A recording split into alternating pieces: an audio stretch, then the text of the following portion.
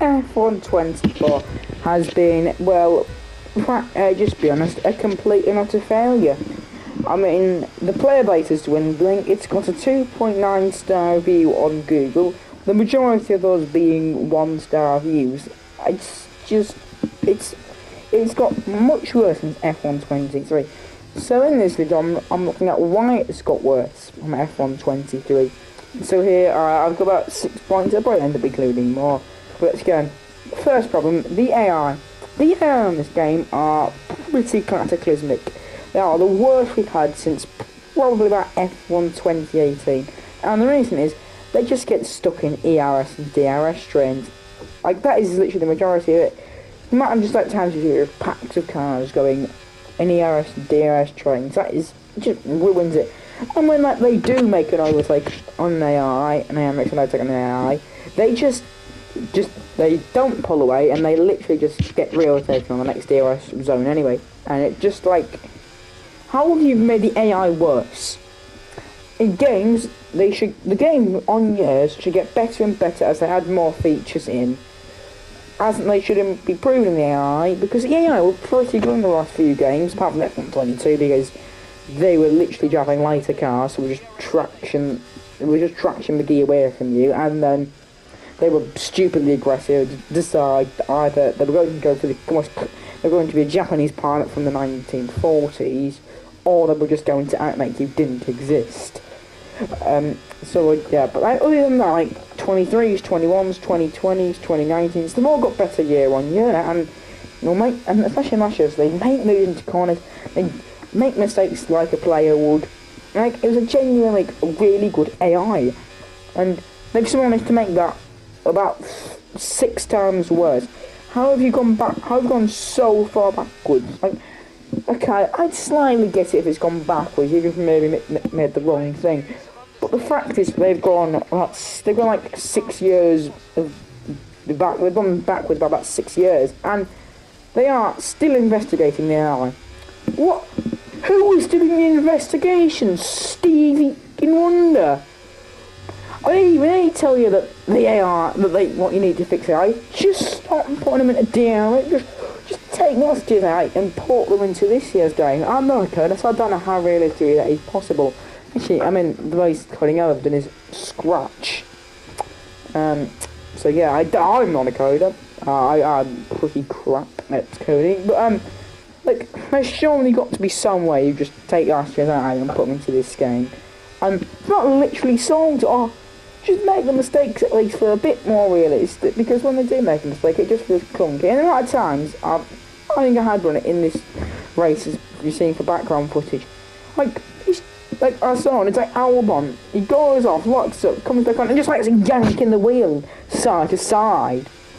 No one would do that if you've just gone off a track. No one locks up, comes back on, and starts janking the wheel side to side, because that will make absolutely no sense. Anyway, the second problem is career mode. I'll give it their credit, because credit is due. Career mode, like, there are some features that are really good they put into this year's game. The overall drive career modes. It's like, you've got the secret meetings, and you've got the specialists, and you've got like driver stats, and you can use real drivers.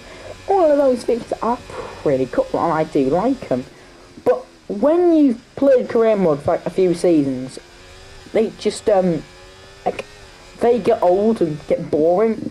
So like, maybe like, it's just really like, there's no depth to it. Secret meetings they're good on paper, but have absolutely no depth to them. It's literally just, oh, would you like to sign that? Oh, this team have come in. Here's their best result at first, and you can like choose then.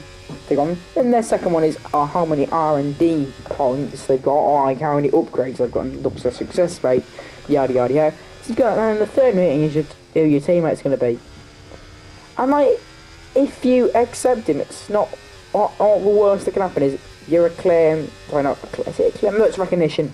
Your recognition, which is also another good feature from career mode, is that just goes down the team. And like, literally, that's it. Like, that's all it is for secret meetings, and just get saved year on year. And you just like could you not add more depth to it? Like, is that all the depth you could literally add to the game mode? Like, and also, according to Matt212, he's got an Instagram and he's got to Ferrari. Apparently after that, he's had no secret meetings in his first season Ferrari. So, when you get to like a big team, apparently there's no secret meetings. Which, if that's true, I wouldn't know, because I'm still as big as... I mean, the transfers are absolutely crap. Which is another part I'll get onto later. Like, so I won't experience it yet. But if that's true, then what is the point? Because surely other big teams would want you in the championship. Like do you not think like Red Bull have ever had a look at Leclerc or had a look at like Norris? I was doing with last year. Like, do you ever think they'd have a look for Ferrari or Sam Lewis Hamilton? He was such a big team in Mercedes, but like in the F1 game, that would never happen because apparently you don't get secret meetings if you're a big team. I know, as I slightly mentioned about a minute ago, driver chances are absolutely rubbish. You get like about... they are so dull, they are so dry. To put an example, in my career mode, Sergio Perez, I got sent an email that said Sergio Perez is going to be dropped from Red Bull at the end of the season. Now, that's a Red Bull constructive and it's the best team on the grid. You think, alright, that is like a really big thing. You'd obviously, like, they're going to get someone big. Could it be like Charles Leclerc, maybe Lando Norris, mate, I mean, George Russell, somebody big like that, because, you know, that's Red Bull, so they're obviously going to want someone good to go into that Red Bull seat. Maybe they give Yuki Tsunoda the chance, like, from the B team. No. They literally, it was Ollie Behrman. I signed Ollie Behrman, and that was the only transfer. Like, you're Red Bull. Why on earth are you giving Ollie Behrman his debut in a Red Bull? Like, Ollie's a promising driver in real life, but in the F1 game, he's about 74 rated. Why are you going for someone who's 74 rated, Red Bull? Like, are you in crippling financial debt that you have to go for Ollie Behrman? Like, why have you not gone for someone big? Like, come on. It's Red Bull. And that was the only chance. And then in my season, and that was season 2. For season 1, my only chances were straight up between Ocon and Sargent. Which is, Ocon went to Williams and Sargent to Alpine. Like, that is literally the 3 chances I have. They are so dull. That other YouTuber's career modes like Matt212, again mentioned him again, second time in the CJ. His drama transfers were it was a straight up to George Russell and George Russell and Oscar Piastri. I can't remember any others, but like surely you have a bit more variety and a bit of depth. I'm pretty sure now he only got 2 for his season 1, and he did his F124 criticism video. He got some dull transfers. He's not sure what they are because he obviously doesn't. I don't think he wants to spoil it, but like his transfers, they were apparently pretty dull. Like, I mean, give an example of a game that has had like a good driver transfer system. F1 Manager. In my say, the only team who remained the same was McLaren because both their drivers to get Lando and Oscar. My eye transfers such like Carlos Sainz went to Red Bull after getting dropped by Ferrari. Sergio Perez didn't get a seat. George Russell went to Alpine. Alonso and Albon went to went to Mercedes. Like, why can't we have a try? Oh, Hamilton went to Ferrari, which that is my big one. Why isn't that hard coded into the F1 24 game? If F1 Manager can do it, then they can certainly do it as well. Like, why on earth can't we have a system like that in F1 24? Like, what? And it's what? And they can't use it of it upset the F1 official F1 team, so FOM don't want us to do that. Because that's complete bollocks, because F1 Manager 2024's got away with it. So they can do it, you can do it, because you're worth a lot more than Frontier. So why can't we have stuff like that in the F1 24 game? Anyway, my third problem, F1 Earth. Just scrap it. Like, you've had 2 years, and technically, if you're going to really count F1 Live, 3 years with it, and you've done absolutely bugger all with it. The best feature was ranked, which you kind of ruined by making it 5-lap races. Why are you giving? Oh yes, like I don't. Why on earth is that? Was the main? Why am I like trying to make a feature of the F1 game being? Oh, you can drive 3-lap races and have fun zones. I don't care about a fun zone. Why are you not putting like your resources into other games like online? Online has been the same thing since, well, literally since been like the same since like F1 2015 and stuff like that. It's like genuinely something like who could watch it into the Barrier like 2012, and online is literally the exact same platform. The lobbies used to be less full because less people used to play the F1 games back then. The only change they've made to online, it was literally they had like difficulty mode in F1 2021, which no one barely touched. Why are you putting so much resource into F1 World when you could put resource into that? So put more resource into Challenge Career Mode. Challenge Career Mode is it's on the surface a great feature. Like, and one of it was like I saw one of the, like apparently you can like control Max Verstappen for the rest of the season. Like, that was a great feature, but why aren't you making it accessible so you can use any driver from this point of the season? Why can't I use like any driver? Why can't I like try and go save Sergio Perez this season, or can I try win the championship with Lando no wins? Or like just like take any other driver, like can I like Lewis Hamilton? Because like Gunther Steiner could Lewis Hamilton win the championship. Why can't I like try and make that a possibility? Like, that would be a fun game mode. Also, going back to go, I forgot to mention this in the game a second, but they've broke co-op yet again. At first, it was the fact if you did it at the same team, one of the players couldn't control the R&D, which the entire point of career mode was that both players in career mode, that you and your AI teammate could earn retail points and make R&D upgrades. So why can't two players at the same team do that in co-op? And then they broke it again by you literally can't sync up to the player you're playing online with anymore. But in the latest patch, they've actually broken it like that. Which was, again, from that, where we did co-op with Formula One. Like, how was a multi-billion pound company have you ruined co-op that means you can't literally sync up? Like, sorry, SI can do that. SI have never had a problem with online career mode and Football Manager. So, then I wouldn't even say they're a £1 billion company. So how have you buggered it up so badly that you can't sync that? Anyway, off that now, and on to the fourth problem. And the biggest problem, the handling model. It's got better, but by Christ, it was rubbish at the start of the game. And that was their main feature, by the way, that, handling is all new and revamped. Look at how good it's going to be.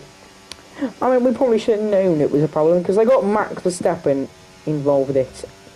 And if you've ever heard of any team talking about their town, Red Bull's Max Verstappen, he likes an incredibly pointy car, to the point where it genuinely, I think Albon's talked about before, like, he likes his cars like so pointy and like super turned, like so much grip on the front end that could turn into anything. That's how he likes his cars. Yeah, so that was the thing. Literally at the start of the game, it was just it was horrendous to drive, because it was just turning, full lock, get a corner, full lock, get a corner, turn to the goal, full lock. Like, if you looked at on like world record laps from the start of the game, it was literally half of them were just full lock into corner one, full lock into turn two, full lock into every corner. Like that's because it would just give you so much more grip. Look at how they've like had a patch. Like, it's semi fixed it, but it's still not great. Other esports players would tell you they'd rather catch the bubonic plague monkeypox and code all at the same time than play this handling model. But that's it, they're esports players and they'll be trying to gain the maximum out of it. Where the normal player like me and you aren't going to like try exploit everything to gain some pace.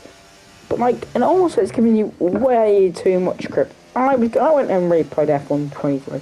Which I might still do. I've put on the back burner for a bit, but I might still do. And like, it felt like the element corners, and sometimes the rear end would snap. Which you've got to have that in an F1 game. F1 22 already did so much. Like the amount of times they just been in like flat out corners was incredible. But F1 23 genuinely had like, if you come up for a sharp corner and you put them far too early, it would like the back end would kick out. F1 24 has none of that. Like, but F1, like, could you like, how have you gone backwards in on the handling model yet again? Like, like they've gone backwards on the AI and they've gone backwards on handling. How on earth are they doing that? Anyway, I've got rage down there, but that's what I do. So I'm down to my 4th point. It's not be a quick one. It's 5th point. Sorry, it's a lack of mods. I don't play on PC. I play on console, so I'm not affected by this. But there's practically no mods. You can't change team names on this game. You can't mod transfers. You can't even edit the calendar. Although there were all mods in last year's game, but F1 have decided to now just make it so you can't do that. Like, I think the furthest they've gone in the modding in this game is you can now edit sprints. You can now remove sprints. Okay, that's not too bad. It's good if you don't like sprints, but it's not as good as them. But like F1 Manager's modding can be, it's great. There's a thing called the database editor, and you can edit transfers, the calendar, sprints, the weather for those races in the calendar, and you can edit how much money a team's got. You can like change how much a cost cap they've got. So if you wanted to, you can just go like troll Red Bull for no reason and give it to like they have like no money to spend. You can edit. I think you can edit facilities, but like, you can do all that on F1 Manager. I think you can do it quite a bit. You can like, edit transfers, team names, and all that stuff on F1 23. But so why can't you do that? I don't get why FOM are trying to censor that. Anyway, on to the final point I've got as I'm running out of time here. The glitches.